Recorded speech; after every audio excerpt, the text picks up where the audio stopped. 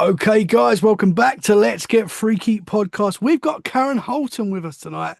How are you? Welcome to Let's Get Freaky. I'm good, and thank you so much for having me. I'm tickled pink. It's a pleasure. It's a pleasure. I've been very excited to talk to you. You are an author, a podcaster. What else have I missed? What else are you? Tell us a little bit about yourself. Oh my gosh. Okay. First of all, I want to say I'm very ordinary, flawed, just like everybody else. I just happen to have had some extraordinary experiences.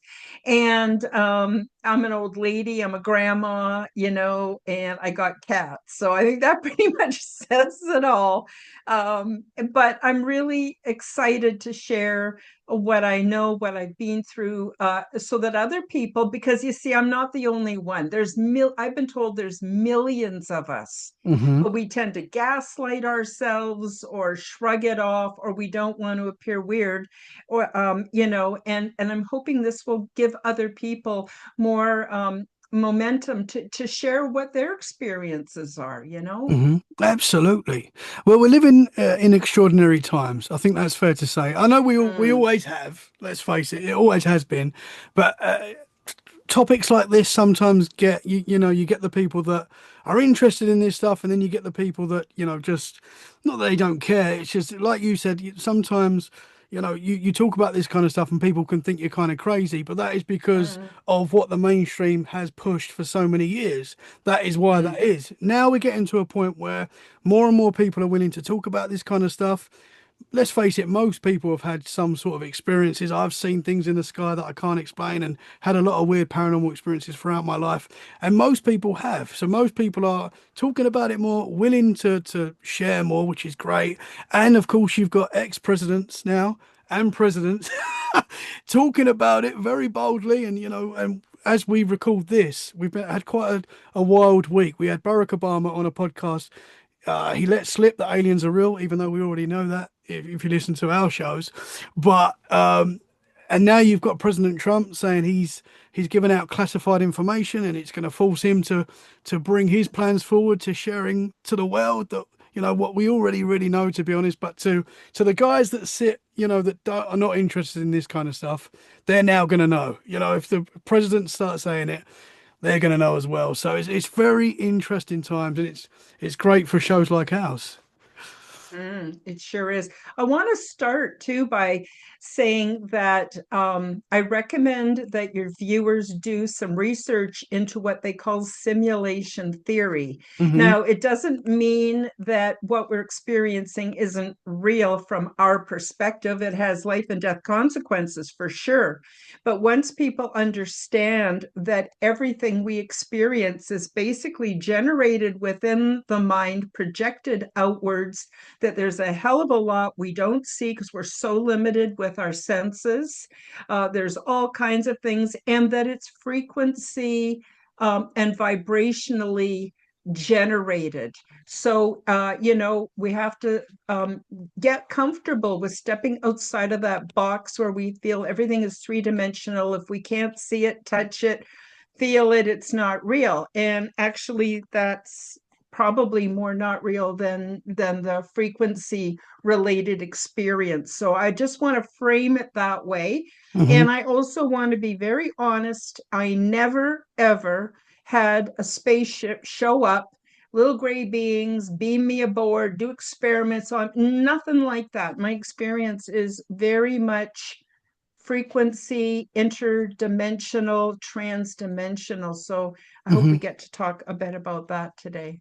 Absolutely, we definitely want to get into that. Um, I just want to say as well before we start, I'll just mention obviously the presidents, and I don't want to go too far down the conspiracy route because this is about you, but we know that there's a lot of things going on right now regarding the Epstein list. It's a big talking Hmm. point at the moment. You can't really ignore it. It's huge. Yeah. That might be another reason why the presidents have started to bring this topic up now. It's very convenient, and we kind of said that this psyop is a word that's used quite a lot. Um, Yeah. Guys like us, we know that there's more going on around us, and Yeah. aliens will say are real, and we've had experiences ourselves, but it's very strange that they're suddenly starting to talk about it now when they kind of want us looking away from maybe what's going on over there. We all know that anyway, but I just wanted to make Oh sure yeah. that the listeners Ab know that I'm thinking that as well. Absolutely. I even have a theory. Like, I think there's many kinds of extraterrestrials. We could slice it and dice it many different ways. So my experiences are, one way of seeing it, or maybe several, depending on how you look at it. But what's interesting is there is talk of nefarious ETs. What's interesting is the two things that they've been blocking is the Epstein files and the ET disclosure. What if the Epstein files are revealing ET disclosure? What Oh, if they're the same thing, but we're talking about the nasty, I don't know. I know they say that not all reptilians are evil, but you know what? You take that and mix that in a pan and add David Icke's analysis, and it starts to make sense. So the other thing I want to say is caution, caution, caution, because the people who were involved in the Epstein stuff, they are psychopaths. They have no compassion. They have no empathy. In fact, they do rituals regularly to make sure they don't have, because otherwise they couldn't do the things that they do. But what happens when you eliminate empathy and compassion and those other wonderful qualities that go with being fully human? They also lack creativity. They lack the internal mechanisms that we're born with, that are our God given internal technologies to be able to have our six senses, our transdimensional or interdimensional understandings and relationships. They don't have any of that.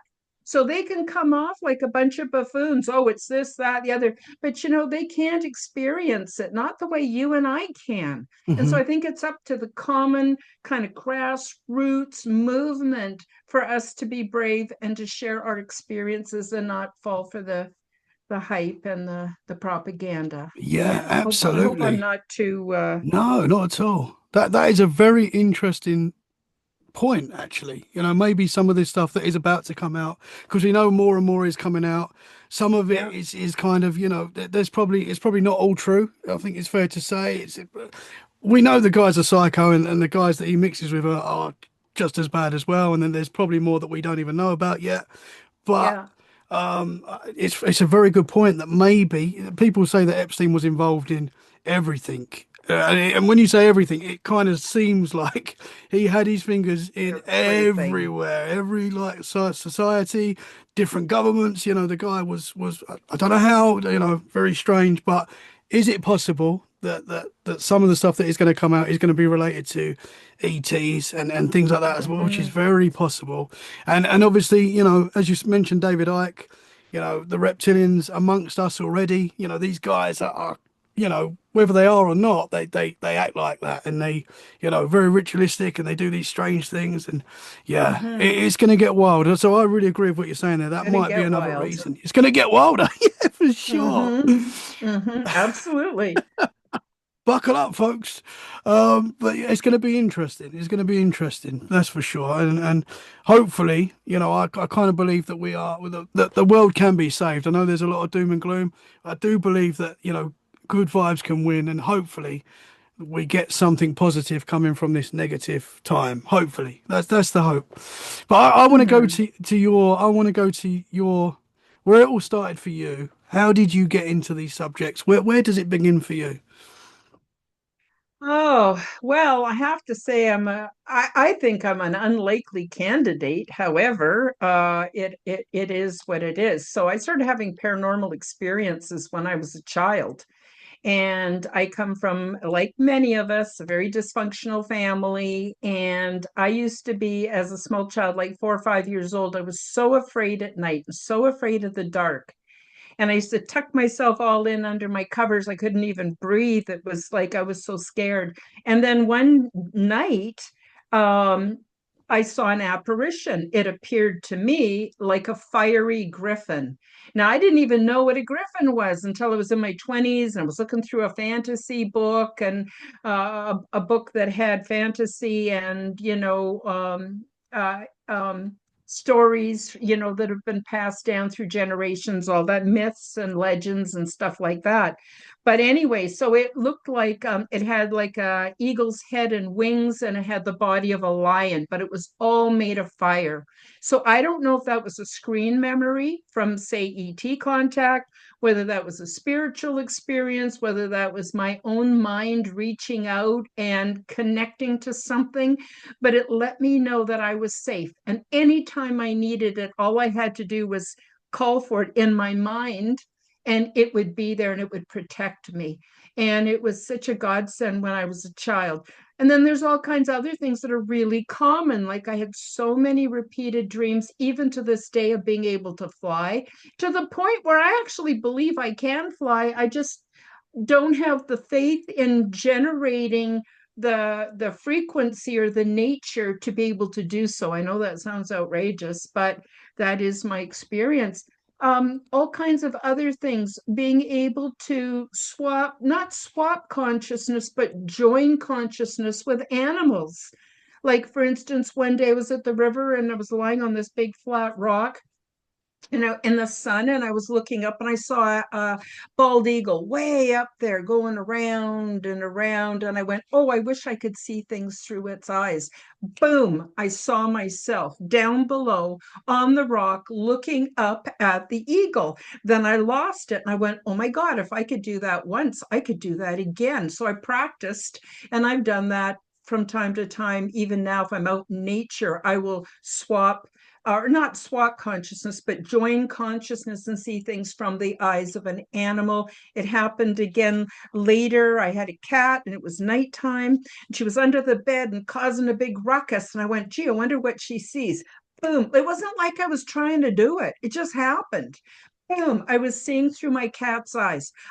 She was chasing a big spider. I had no idea that the vision of a cat reflecting the light from the back of their eyes onto the subject, being a spider, that the spiders actually have blotches and stripes and things that are highly reflective and very visible to the cat. And so the cat was chasing, it was ever so exciting. And then boom, I was back in myself. So all of my experiences have been spontaneous, unplanned, not initiated. I didn't have to do anything, it just happened. And this has gone on and on. And then I had a very bad experience where I was in a very low, what I would consider low vibrational state of grief, intense grief. And I'll sort of brush through this, but we could maybe come back. Maybe I could come back one day and get into more detail. But anyway, what happened was I didn't know. I had this experience. It wasn't until 2 years later that I discovered who had lived in this small house before me. And I was having the overwhelming urge to off myself in a very specific way. What I think in retrospect happened was my vibrational frequency was low enough that I somehow was able, or not intentionally, but I somehow was able to join up with maybe the residual energy of the person who had offed themselves in that house before I moved in. And it wasn't until 2 years later I met a woman and she asked me where I lived. And I told her, she says, oh my God, I know the mother of the man who offed himself. I'm using the word offed myself. Hopefully it'll be more kinder to the algorithm. Mhm. And so I didn't even know that until 2 years later. And then I went, wow. But anyway, I had an angelic intervention, and and I don't know if it was one or many, but it came across as like 1,000 points of light, all flashing light out the sides, gave the illusion of wings. So I assumed they were angels. They spoke to me in a voice that was like 1,000 voices, all speaking in perfect harmony, and they basically questioned me, asked me why I wanted to leave this world. And I said, because it kind of sucks sometimes, and I don't feel like I really had a life so far with all the problems, dysfunction, everything else. And they said to me, I don't know, it only happened this one time in my whole life that I know of. Said, well, we're going to give you a gift, but you have to decide what your gift is. And I thought about it. What do I want? Money? Well, that would help. I could hire a lawyer, get my kids back. Long story short, my former spouse remarried, talked me into letting the kids go stay with him, and then prevented me from seeing them. And it was the biggest Oh heartache of my man. life. Yeah. So you can imagine that I was in this low state of grieving. I thought about, gee, if I was popular, maybe if this, if that. And I just went down things over the next few days. And then I realized what I needed was wisdom. If I had wisdom, I could fix my problems. If I had wisdom, I could heal. If I had wisdom, you know what I mean? I Hmm. felt that was the best thing to ask for. And I asked for that. And then this is the strangest part. And I got to tell you, a lot of these so called heavenly beings, interfrequential beings, they have a great sense of humor. And they asked me, and it was so clear, do you want the quick method or the slow method? And I said, oh, I want the quick method. I thought they would just change me miraculously. That's not how it went. I still faced many, many, many challenges, but the difference was I now had an altered perspective. I was now able to see things in a way that I learned, and I learned very, very fast. And I was able to constantly course correct and improve my life. Getting on after that, that was about the mid 1990s. And then around 2013, 2014, I was going through a real rough time. Like a lot of these lessons were not fun. um, and then I had my ET contact. And again, completely unexpected. But I do want to clarify, I was not doing psychedelics. I wasn't smoking weed. I wasn't drinking coffee, nothing. Like this just happened. And oh my God, it completely changed my life for the better. Interesting. I mean, Yeah. going back to when you ask for wisdom, that's a very smart thing to ask for. A lot of people jump to money and, all this kind of different Oh, things. I thought You've asked about for it a wisdom. lot. I thought about it a lot. I even said to them, because this only happened like within an hour one night. This was not an ongoing thing for me. And I said, well, can I think about it? And they said, of course, you always can think about it. You don't never have to make rash decisions. 2 or 3 days, went for long, long walks. Obviously did not off myself because I saw I saw an opportunity for adventure, you know, and I wanted it. I wanted a good life, it Yeah. was what I really wanted. So yeah, so that's weird as it sounds. I go into all of that in my book. I just want to tell folks it's called Transdimensional Meet the New Neighbors. It's primarily about my ET experiences, but in the beginning, I talk about my life and how I felt that my life, good, bad, and ugly, helped set me up for my ET experiences. Mhm. Interesting. Where can you get that book quickly for people that want to Amazon order it right worldwide. now? Yeah, Awesome. Okay. Amazon worldwide. Yeah. I'll also put the links in the show description so Hey, people can get it right now as bless well. your heart. Thank you. Interesting. So you were going through undeniable experiences, I would say. Some people don't ask for this stuff; it just happens. I don't know It whether that's happened. being open to it, believing in it.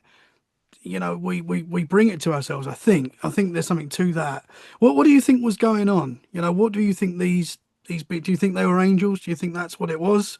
What do you think these Um, interventions were? well, well, I think that every experience, especially if we could classify it as paranormal, we're filtering it through our own perceptual arena. I mean, that is how it works. So, is it literally happening as we're perceiving it? Who knows? Like, and I tell everyone, I get so much mail from people, and they go, "This happened, that happened. Is it real? Am I imagining it? Am I crazy?" Well, I thought I was crazy for a long time, actually, until I accepted it. But I tell them what's real is what you believe. And if you believe and it's making your life better, then go for it. Don't let anybody talk you out of it. In this world, we get gaslit by the doctors, we get gaslit by the politicians, we get gaslit by our parents and our relatives, and on it goes. And you just got to get to the point. No, this is mine. This is my experience, and I'm sticking to it, and I'm going to share it with the world. And I think part of the reason why I had the experience is because I'm a tattletale, and they knew I would write the book, and they set things up for me so I could write my book. Yeah. I would have written my book if it wasn't for Preston Dennett, who encouraged Oh, me I love to Preston write Dennett. to Yeah. yeah, to write my book, and he gave me so much help, and inspiration so I could do so, right? Because it's Wow. so, like, you can't make this stuff up. It's wild and fun and interesting and so much better than the news. Mhm. Oh, absolutely, that is for sure. Most things are better than the news, I would say. Uh, but Preston, he's a lovely man. He's been on the podcast Hmm. before. Great guy, great Hmm. energy. Really, really Hmm. nice man. Hmm. I think some people are like messengers. That it makes a lot of sense. Like you said, some people would get that information and not share it to anyone. And that's fine. Everyone's entitled to do what they want. I'm sure there are a lot of people that have these experiences that don't share it, and that's absolutely fine as well. But Hmm. it would make sense that these entities, we definitely seem to be in a battle between good and evil at the moment, and it makes sense that these entities that are good want that to be out there. Want people to share the good just as much as the bad, and there is a lot of bad in this world, and I think the powers that be want to keep us in a negative space. They want to keep us, Hmm. depressed, and relying on, our TV and stuff to get us through hard times and things like that. And you know, I, I'm not saying watching TV shows is bad. I watch a lot of TV shows and spend a lot of time doing that and really enjoy it. And that's, but you know what I'm saying? I feel like Hmm. they want us depending on just, sticking to our jobs, not really thinking too much about outside the box, keep us suppressed. That's kind of how it feels, I think. They want to keep our Hmm. energies low. They don't want us to believe that we can all achieve great things. And I think that's, yeah. Anyway, your Hmm. ET experience. Let's get into that. What Hmm. happened? Okay, so excuse me. In the beginning, honestly, I thought I was just dreaming because it would happen when I went to bed at night. I'd fall into a deep, deep sleep. And here I was having all these adventures. Started off with me being in a huge room and with some other, what I thought were just people. Now, I'll sort of switch back and forth between beings and people because really it's splitting hairs. These beings look very much like us. And I knew something was a little off because I'm familiar with the basic way that humans look, regardless of where you're born and who your family lineage is. But there were certain things that just these were a little bit off. Nobody could communicate with each other. I tried talking to some of the beings, and they just didn't understand me or whatever. Then all of a sudden, the most amazing thing happened. Now, I have to backtrack a bit to the big ship. So I was aboard what I call the big ship. I don't have a name, have concepts or language to describe what I'm talking about. So the terms I'm making up because there is no list or vocabulary for me to draw on. I mean, you can draw on Star Trek and stuff, but my experience was very different than any of that. So, anyway, the ship is alive. It's a living being of itself. It's completely telepathic. All the beings on board are telepathic. Nobody uses voice. They are able to make sounds like laughing, crying, screaming if they got scared. I mean, they can do all those things. Some beings gesture quite a lot, with their hands and facial expressions, some not so much, but they're all telepathic. But the ship is completely fluid in that and this again is my own language, it's made up of what I would consider to be biological nano self-assembling components. So it appears like magic, but it's actually quite science-based and is not really that strange. um, so anyway, these huge two big arched doors just appeared, one on one side of the room, one on the other. A little entourage came in, and we could sort of pick up what they wanted without us talking. But at that point, I could only use words. That's all I had at that point, right?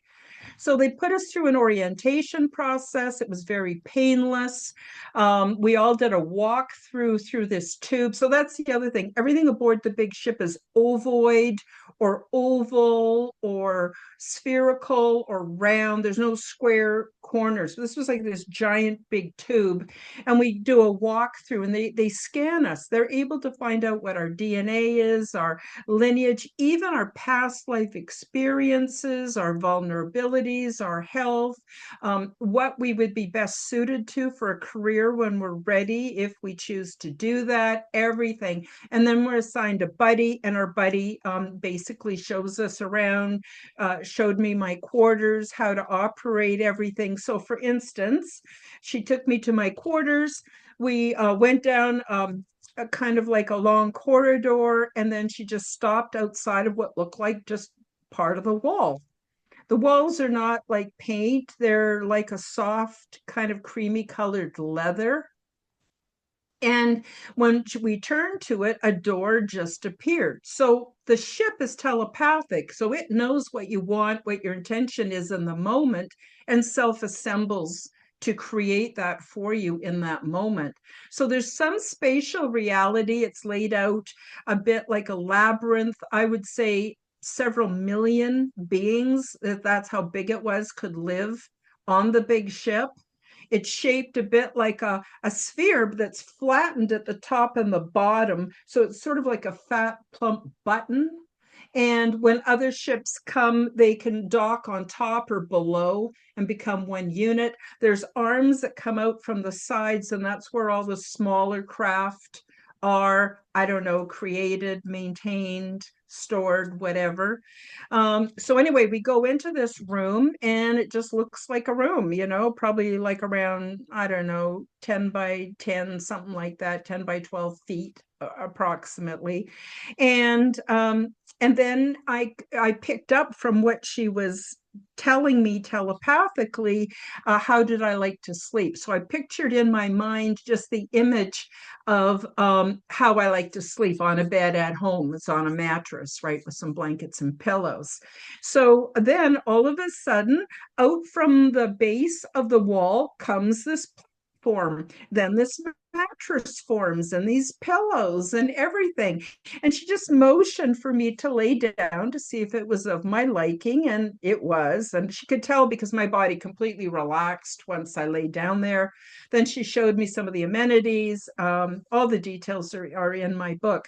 But then after that, she showed me where we would get our food. So that's the other thing. This was not an etheric experience. Now, I do have etheric experiences where I consider myself to be an exopolitical ambassador, where I will go etherically in my sleep to the big ship and I meet up with other beings. We're all there etherically, and they want to know information about my life on Earth, how I respond to, politics, what's going on, what my perception of reality in the three-dimensional is like. And it gets stored someplace, and I don't remember that much of those experiences. I think for my own safety and security, because there's nobody who, like, no three-letter agency that could want to get that information from me because it's not available. So definitely there's what I would call a bit of a mind wipe around those experiences.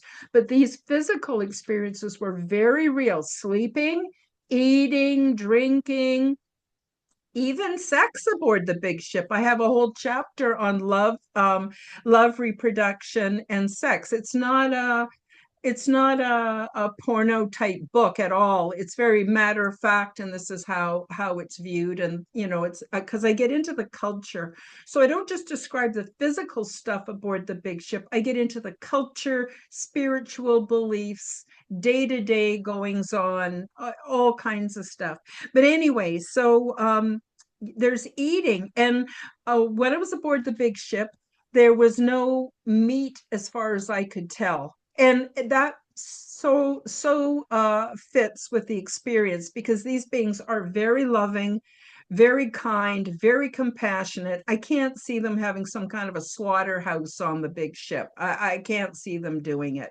It just doesn't fit, right? But Hmm. there's plants, and the plants grow all along the corridors, and there's growing stations in the different rooms, and it's very, very beautiful. And you just pick and taste and eat until you find what you like.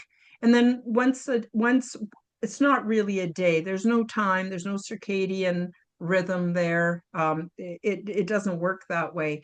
But anyway, then we would, pick what we liked. We'd go to these food preparation stations. Again, they just come right up out of the floor and give you everything you need. And when you're done, it all dissolves back and is gone again. It's like very cool. Anyway, different beings I met, really got a kick out of helping me prepare food and to taste new things. What was weird is when I was tasting new things, it's like my saliva was not programmed for those foods because it was outside of my realm of physical experience. It took a while for me to actually taste. And by combining foods and stuff, I was able to have some really delicious experiences. Later on, it was because of the food that I decided to go in for botany training as a botanist, because I was so thrilled with just they're so advanced. Now, they're not billions of years advanced. They are at what we will be like at our next stage of development. Hmm. So these are not that far ahead of us. So when we decide that we want to be peaceful, loving, kind, patient with each other, when war is removed from our minds, anger and resentment, jealousy, once we step out of all that BS, which is, by the way, perpetuated by the construct, but that's probably another podcast. Then we will take our place with these beings. By then, we'll be able to do more easily do transdimensional travel. So the big ship, I could do a whole podcast just on that. It was so cool. I also started learning telepathy right away. So I needed a little help to interface with the big ship. The beings that were born on the big ship, they just naturally could telepathically communicate with the big ship. That's no problem. And all the information from all of us is also stored. So similar to, how we have the cloud, similar, but it's on the big ship, right? Hmm. So anyway, I needed a little help. So I was given a device. It just looked a little bit like a child's headband. It was like just a band with two little buds on the side. I put around my head. The buds rested on my temples. And then all I did was express in my intention what I wanted, and the big ship would do it. So I had telepathy lessons. There's 4 stages to telepathy, and I get into great detail on that in my book as well. And the thing about telepathy is people think that they can just read your minds and everything you think is going to be broadcasted to everyone. No, it doesn't work that way. One of the first things we learned was a technique that I call shielding, where we keep our private thoughts to ourselves. We don't share them. And beings there would never try to poke and prod and get into that. That would never happen because that wouldn't be loving. These are very, very loving beings. And so I had to learn how to shield. And I didn't think I'd ever catch on because I was just a very, what loosely call, I'm a very kind of loud and sloppy broadcaster when it comes to telepathy, right? So anyway, so you learn how to, I'll just tell you the first stage. You learn how to uh, would see a symbol in my mind's eye. So everything that the ship projects into my mind's eye while I was wearing, the what I call the virtual reality headset, there's no goggles or anything like that, um, was a very simple shapes: circle, triangle, square. And I had to hold it in my mind for 3 seconds. Once I could do that, 6 seconds, and once I could do that, 9 seconds. And then each time I was rewarded with what I loosely call a dopamine hit. I got this warm, fuzzy, positive sensation in my body that made me want to do good and want to learn and propelled me further in my studies, right?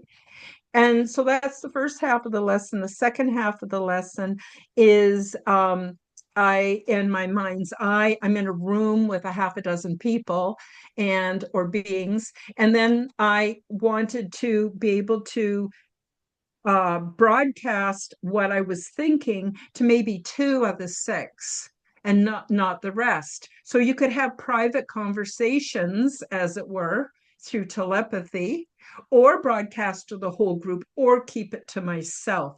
And I was painfully, embarrassingly slow. Every time my private thoughts would leak out, they'd just smile and raise a hand. And sorry, when I do that, it triggers the hand on the That's on the okay. recording. So anyway, that was very cool. The second level is more complex shapes. Now it's spheres and it's pyramids and it's cubes, and then the third level is interacting and things from my life on Earth and life on the ship. And the fourth level is where we learn the appropriate use of infusing emotion into it. And so telepathy is not just thoughts, it's whole body sensation, it's emotions, it's body sensations, it's like short clips running in your mind's eye, it's symbols, it's overlays, and you learn to navigate and read it like another language. And apparently we all have this capability, and that's how we used to communicate before the forces came and said, no, you have to speak languages. And then we all spoke different languages. Nobody understood what the hell was going on. Plus, languages contain us in the construct. And again, that's another podcast. I've given you a Interesting. lot. I'm going to You just tip in and have given me a lot. let you ask me some You've questions. This given is us a not even the heck tip of a of the lot. iceberg. At the start, before we started recording, we said we're probably going to have to do a lot more podcasts. That is exactly right. There's so much. I've got so many Yeah, it's a questions real already. trip. It's a real trip. It's a real trip and a privilege and a Yeah. privilege and honor to share this with everybody. So, So how does the ship manifest itself to you? Is it physically there in our dimension, or is it like in ah, good question. Wondered for the longest time. So I have a spiritual mentor who I call Bob the Gray. And Bob looks very much like a gray, except he's got a hell of a sense of humor. I'm going to see if I have grab a picture. I have some images in my book because I just thought it makes it more fun, to have some images. So I'm just looking for an image of Bob the Gray here. But anyway, so here he is. So Okay. he's one of my spiritual mentors, Yeah. and he's hilarious. He appears in my mind's eye. He always is wearing black slacks, a black turtleneck sweater, and a black fedora, and he makes me laugh. He always makes me laugh. It's so awesome. But he helps to unlock my memories, clarify things. He's one of my spiritual mentors. So that was another thing. I had Bob before I had my ET experience, and of course after. Sorry, I forgot your question. Oh yeah. What was your question? It was, How does oh, the where ship? is the big ship? Yeah, Yes. yeah. Okay, so this is the coolest thing. So I says to him, Bob, and by the way, his name is not Bob. That's just, we agreed that's okay for me to call him Bob. It's easy, right? So I said to him, Bob, where is the big ship? Is it in our galaxy? Is it in our star quadrant? Is it in the universe? Like, where is it? And it was really cool how the answer unfolded in my mind is it's not anywhere and it's everywhere. So let me help you out with this. Y'all know what a Venn diagram is, where you have what look like different things and they have a little spot where they overlap. So Hmm. imagine in your mind a daisy with like 100 petals around the outside, and each petal represents a different frequency, a different dimension, a different place in the multiverse, a different timeline, the spiritual realms, all kinds of realms, but they all intersect at the center. And you could also imagine a flower of life being the same. Okay, so the big ship sits in an interdimensional envelope where beings from all kinds of realities can come and go and teach each other and learn. And all of us, that are present, one thing we all have in common is we believe in the incredible power of love, and that love is not just a warm, fuzzy feeling. Love involves patience, kindness, mildness, self control, a whole bunch of things. So think of love as a basket with all of these attributes. And it's a lot of work. I mean, you try being patient with yourself and others for one day. It's a lot of work for Hmm. us, right? All of these beings have reached that level of mastery so that they can come and go in perfect peace, harmony, and love. And it's so beautiful. I got to tell you, once I got used to it, it was really hard to wake up back in my own little bed. So remember, I never got picked up that I recall. I would go to sleep, I'd wake up in the morning, and I had been gone because there's a time dilation for weeks, months at a time, and then wake up and I'm back in my bed with all my imperfections and everything else. It took me a long time to sort of work out a little bit of an idea on how that was even possible. I'm sure I still don't have it 100%. I'm not a mathematician or a or anything like that, physics expert or anything. I'm just an old lady, and I'm trying to come up with terms of what I've been through. So so that's where it sits. And I got to tell you, early on, we experimented with a few ways that I could be there physically. And this one time, I tried doing a consciousness swap with a being that was on the ship. This is hilarious. So I'm only there for a couple of days. And then we swap back. It's a very temporary way of getting physicality, right? And when I came back, I went out to get some groceries and I ran into a friend of mine and he said, Karen, I was so worried about you. Where have you been? You didn't answer your phone. You didn't answer the door. Nothing. Well, I couldn't tell him. Oh, gee, my friend, I was aboard an interdimensional craft in interdimensional space hanging out with ETs. I couldn't say that. So I just went, what am I going to say? I went, oh, I was depressed for a few days, but I'm okay now. I mean, what are you supposed to say, right? Like part of having these experiences is learning how to not talk about them because people can't handle it. And even now, people still have problems with it, but that's up to them to fix, not me. So, yeah. Wow. These entities, were they all the same? Did they all like your conventional grays? What? No, they have, okay, remember, they do not have our conditioning, our programming.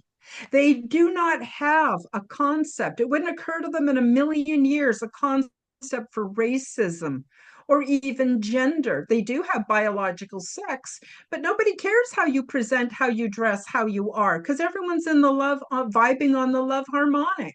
They don't have all that crap to worry about and wade through. They don't have all the divisions, Hmm. right? They see everybody as being kind of another being that could be them. It's very, very harmonious and very, very beautiful.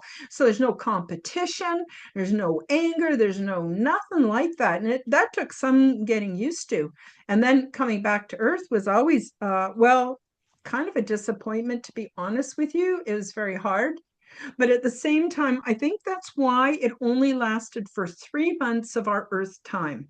So I would be gone every night, come back, and I'd be back in my own little bed. It was like when I was here, I was here. And when I was there, I was there. I can't really explain it. There's a time dilation. So I spent the equivalent of about 3.5 years aboard the big ship, but I was only gone every night for about 3 months of our time. And in the beginning, I thought I was dreaming. Then I thought I was crazy, absolutely stark raving mad. And I would walk around all day. I couldn't function. I couldn't hang out with other people. I couldn't socialize anymore. I couldn't do any of that because my mind was so full from these experiences and trying to make sense of it and trying to synthesize it. It was like incredible. So I became a recluse, which I actually am still a recluse because I have such a fabulous spiritual life and such harmony and peace in my life. I just don't want to mess it up by being around a bunch of dramatic humans. No offense to humanity, but If somebody has done the work and they're peaceful and loving and kind, great. But a lot of people have really, really messed up. It's really sad. So Hmm. I go to the supermarket and see, like these beings are all super healthy. Getting back to your question, they've been interbreeding for thousands of years. Many of them were born on the big ship. They live their whole lives on the big ship. They don't live on planets. In fact, only some people and beings live on planets. Planets are a little bit unpredictable, with solar flares and earthquakes and God knows what's going on. It's sometimes just resonates better with them to just live aboard these big ships. And Hmm. there's many of them. Some of them are as big as the earth, maybe even bigger, like mind-bogglingly complex. Do you want to know how they're born or how they're made? That's really Yeah, cool. absolutely. Absolutely. Yeah. Okay, so I was shown this in vision, and I don't know where it is again, but there is a place where there is like a small star that emits the energy, and the big ships form like a network or a net surrounding the small star, right? All the way around. And that's where the big ships are actually born. Like I told you, they're alive. They're Hmm. born there, they're incubated there. Eventually, beings from the other more mature um, ships will, I call them ships. I don't have language, so just bear with me. They would immigrate and go on to the new ships when they were mature enough. Eventually, the ships would then, for a purpose, would break off, and then all of them would sort of shift their position slightly so that the net is still cohesive all the way around. That's how the big ships are created, born, come into existence, incubated, and reach to a level of maturity that they're then able to travel. Now, you got to hear how we travel. Oh my God, this is so exciting. Okay, so when we travel, we want to go someplace. We're sitting in this interdimensional envelope. Say we, for whatever reason, want to go someplace else. What we do is we kind of have like a special holiday, right? We take our meals quite sparingly. And then the ship will emit these tones, and we all get into comfortable positions wherever we want to be. And we just relax, and it puts us into a meditative state. Then the big ship uses our own inborn technology. We have the technology for transdimensional travel. It uses the collective of all the beings on the ship, our biological inborn technology. And let's say you want to go from point A to point B. Point A becomes point B. There's no going anywhere. Point Whoa. A becomes point B. And they use our technology, which again says how incredibly powerful we are. You want Hmm. to know what powers the big ship? This is also very, very cool. I'm so excited to be able to share all this with you. What powers the big ship is we do. So when the ship is needing to replenish its power supply, very similar to when the big ship wants to go from point A to point B, very similar to that, the ship emits these tones. We go into this very deep meditative state. And then what it does is it absorbs some of the life force from all of us. And I don't know exactly what that means, but it's our life force energy. Beings that have done this a number of times, they're tired after, but not too bad. Me, I couldn't even walk afterwards. I felt so depleted. But we've got these wonderful healing pods aboard the big ship. And all I needed was some time in the healing pods. My friends just helped half carry me to the healing pod. And after about a half an hour, I feel quite a bit improved. Well, I don't know if it's half an hour. To be honest with you, I always fall asleep when I'm in a healing pod. It's such a beautiful experience. It's like a combination of frequencies, smells, and colors, and sensations, very natural. It's not like plastic and metal. It's almost like moss forms the bed that you lie on. It's very, Wow. very nice. I always fall asleep, so I don't actually know how long I What was what kind of I covers was you in there. when you're in there? What is there something that Well, it covers kind of you? opens up like a clamshell, and then Oh, the and okay. then the top comes down, right? Hmm. So what it does is it doesn't give us back the energy we've lost, because that would defeat the purpose. What it does is it stimulates our own inborn ability to create our own life force energy. And there's all kinds of yogis and stories and stuff where you could get confirmation that we can do this. We can rev back up in our life force energy. And Hmm. that's it uses for fuel, and it's very energy Interesting. efficient, so it's not like this has to happen all the time. And yeah, I get into all of this in the book, but so much more, It guys. I is. think you'd be really excited to read it. Yeah, absolutely. It's fascinating. So does that kind of come down to like the ability that we can like self-heal and stuff like that? Yep. Interesting. Because we the power of are the mind is incredible. we We are know that. we are so amazing, and these idiots that are running things don't have a clue. Well, they do know, because that's why they're trying to, well, it's, for lack of a better word, I'll Suppress use us. the word control Yeah. and suppress. Hmm. Yeah, yeah, Hmm. they do know, but we don't know, simply because we didn't know. But now I'm telling everybody. So like I said, I'm a tattletale, and I think that's Well, we're partly thankful why you I had the are. experience. We're glad you are because it's so Thank good to you. share these experiences. I've still got so many questions. I know we've Okay, got okay, I'll zip it. I'll zip it. Let you ask. we've got an hour. We're getting close to the end, which is we're definitely going to have to do more, as we said before. When you're on the big ship, are you physically as you are now? Are you something else? Are you aware of like your hands and like, are you physically there as you Yeah. basically? Oh yeah.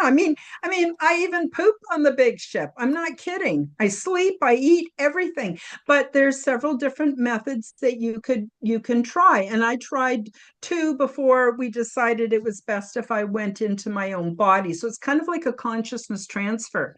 So Hmm. this is really interesting. And I don't think this is true for all grays, but they have a clone body aboard the big ship that I call the one size fits all. And it looks a little bit embryonic. The ears are not well formed, the nose, the mouth.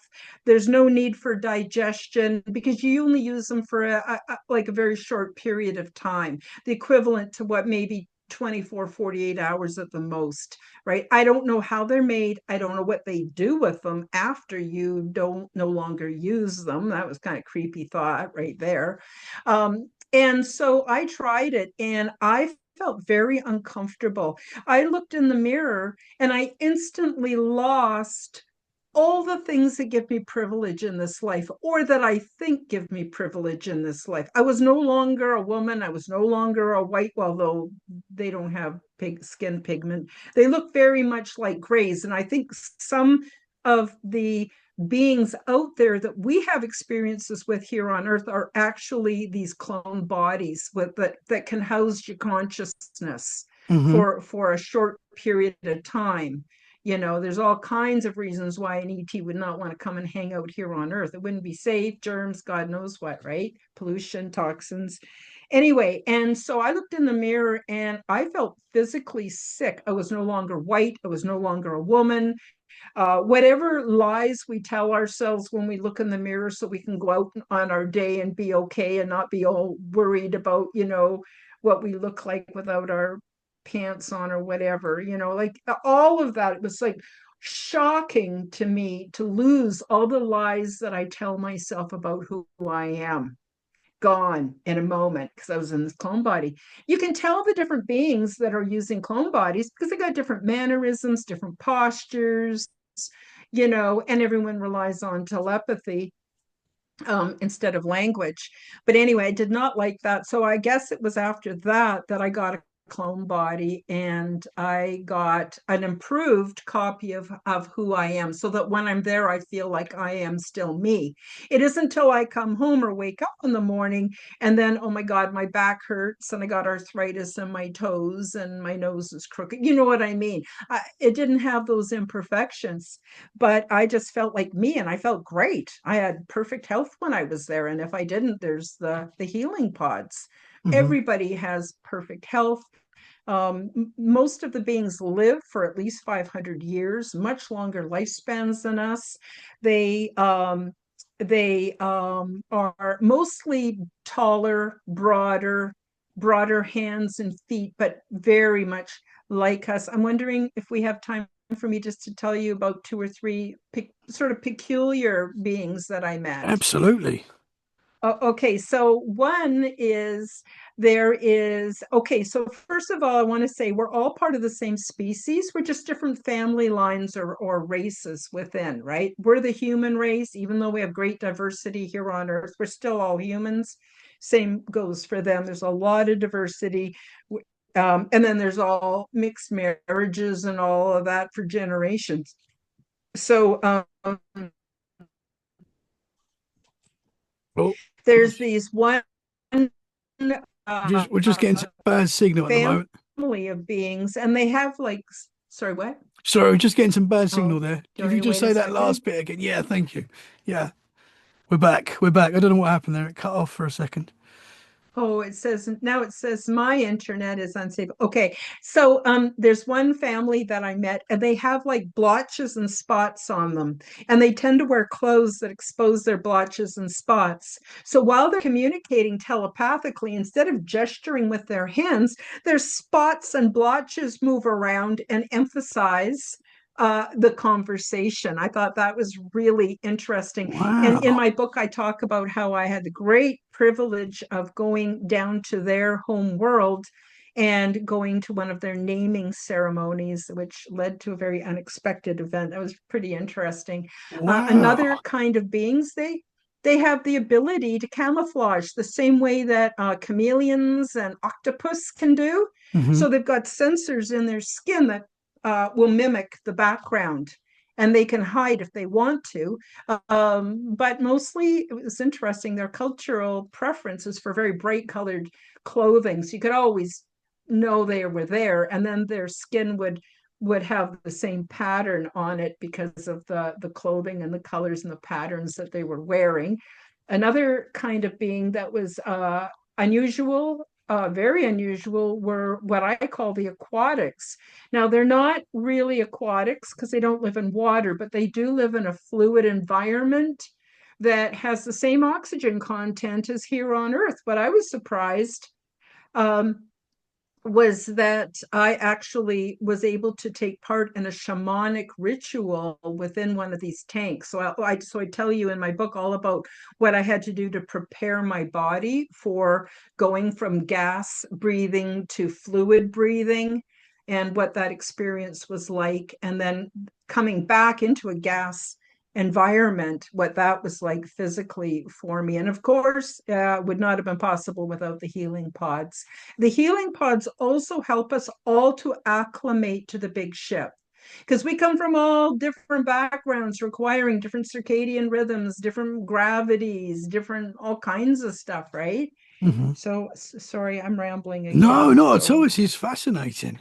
So it's kind of like, so that when we watch shows like Star Wars, films like Star Wars and things like that, and that kind of gets, we call that fantasy. But it's kind of like that is like real in this. Like there's different types of creatures that are, living together. I know Star Wars is a film, and I'm not saying that that is exactly how it is, but it's kind of how you're explaining it. It's kind of like that, like except Star Trek and things like that. very, very, very much so. I would say where it's different from a Star Wars is these beings have all overcome all of that nasty cloak and dagger stuff, Hmm. and they're not as weird looking as the beings on Star Wars. Star Trek, you would expect it to be more like Star Trek, but in a way it isn't. In a way it isn't. I'll give you an example. In Star Trek, whether it's the movies or the series, you have different beings in front of screens and they're always recalibrating everything and fixing everything. Well, there was none of that. They do have engineers. I never actually met them, but the engineers interface directly with the big ship through telepathy and make sure that all the systems are working properly, see if they need anything.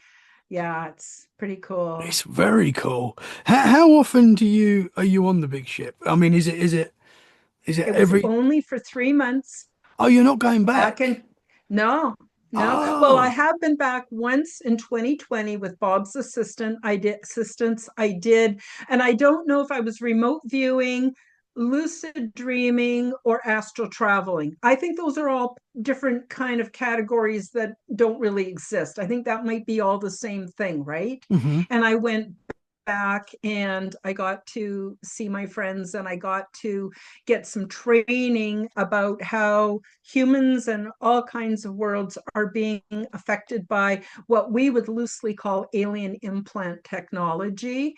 And we were all tasked to go back to our worlds and find ways that we could help humanity to dis, uh, um, disable them because we all have them, whether they're genetic, etheric, biological. It's a real problem from, nefarious, I guess, not just ETs, but even our, I'm not going to say much, but just think about 2020 and 2021 and how that might actually have some technology involved that we want to get rid of, right? So Absolutely.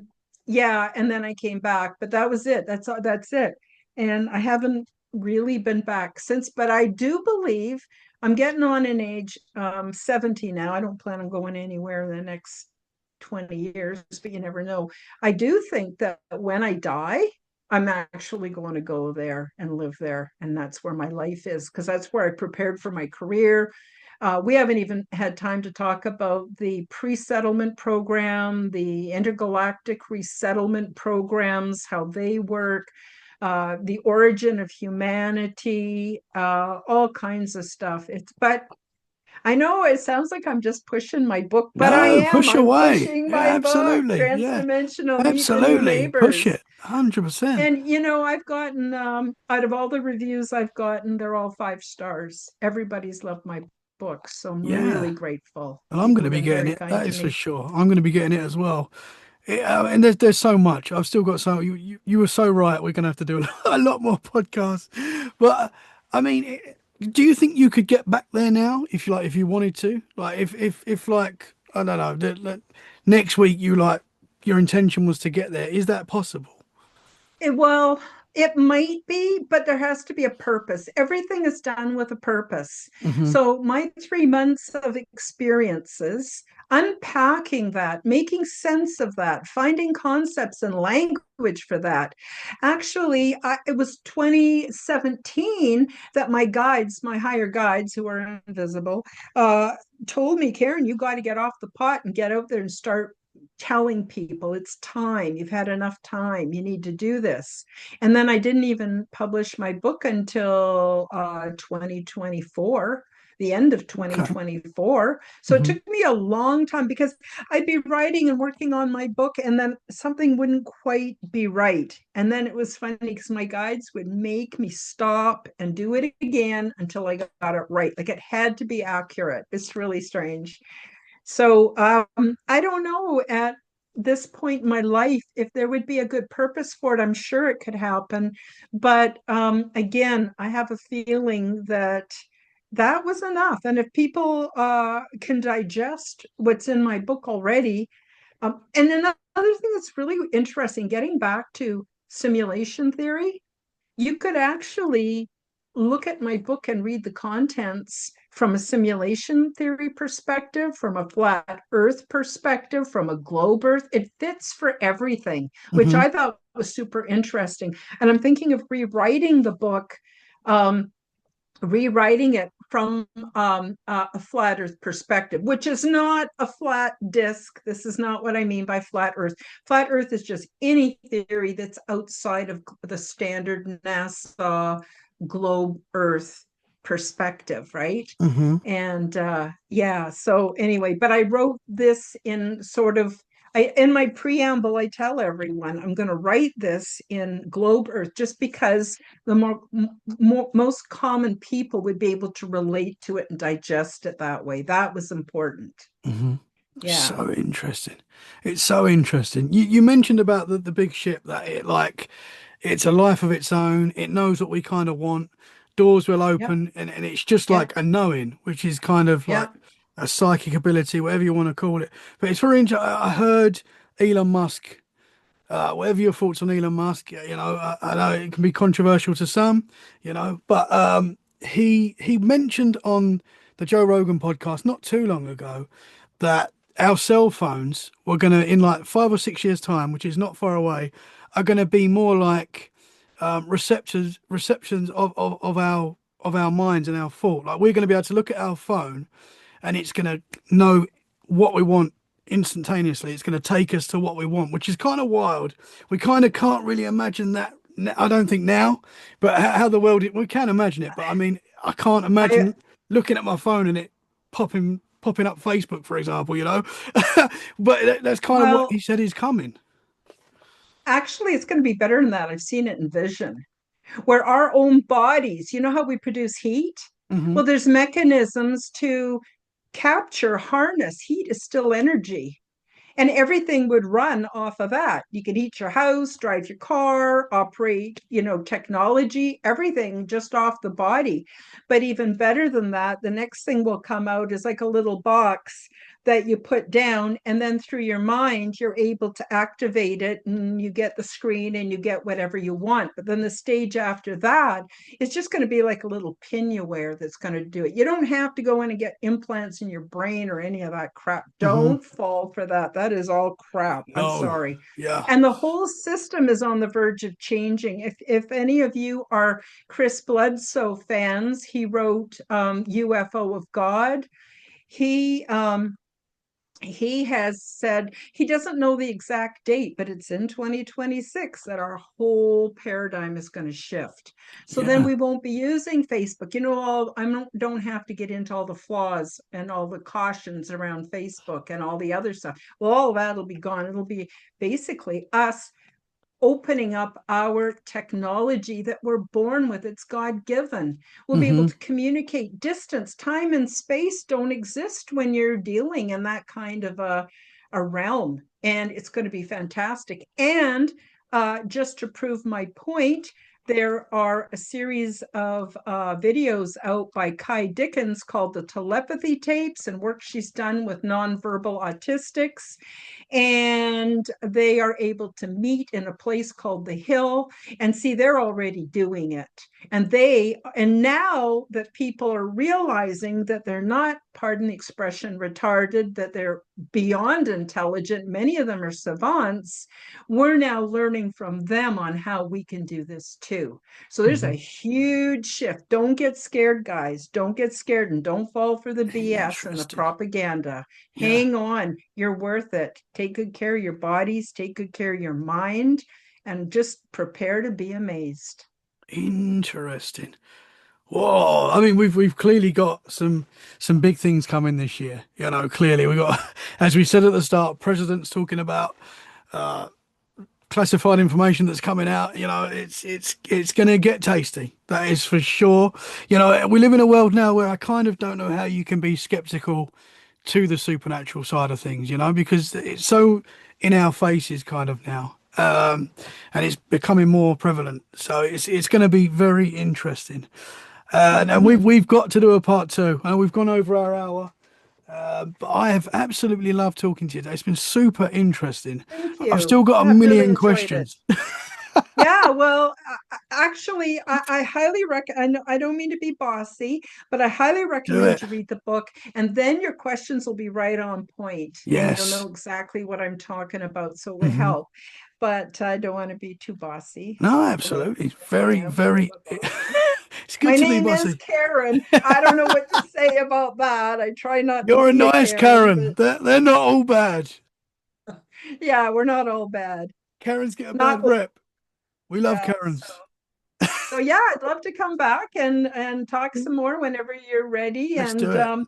And I hope you and I are both members of another chat group on Messenger. Yes. Yeah, we are. And Yeah, I we're a lot put of it cool out there people. if anyone wants to have me on their show, and I got no response, but that's because they You don't know will. what they're missing. Yeah, I'm wondering if absolutely. you could let them know that you I enjoyed our will do. I conversation. will do. Yeah. Absolutely. And you Oh, and I definitely want want you back on here as well. That's for sure.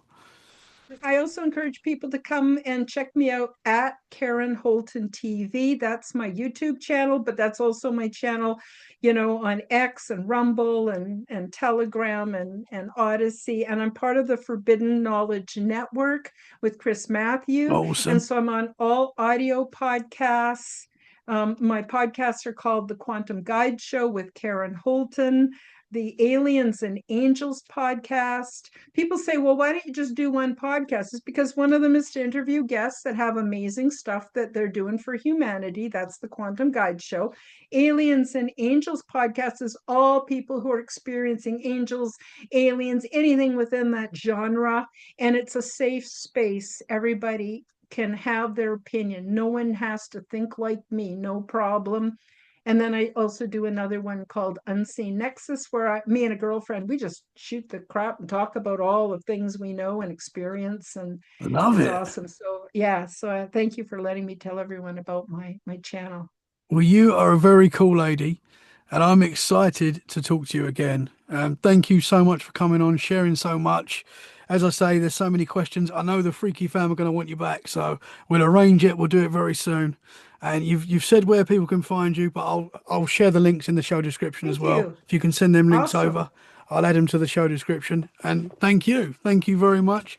Keep You're up the very great work, welcome. and I look forward to part two. Thank you. Guys, thank you so much for listening. We hope you've enjoyed this episode. If you have, share it where you can. That is a great way to support the podcast, and we'll be back very soon for more freaky conversations. In the meantime, stay safe and keep it freaky. Karen, thank you so much. You're welcome.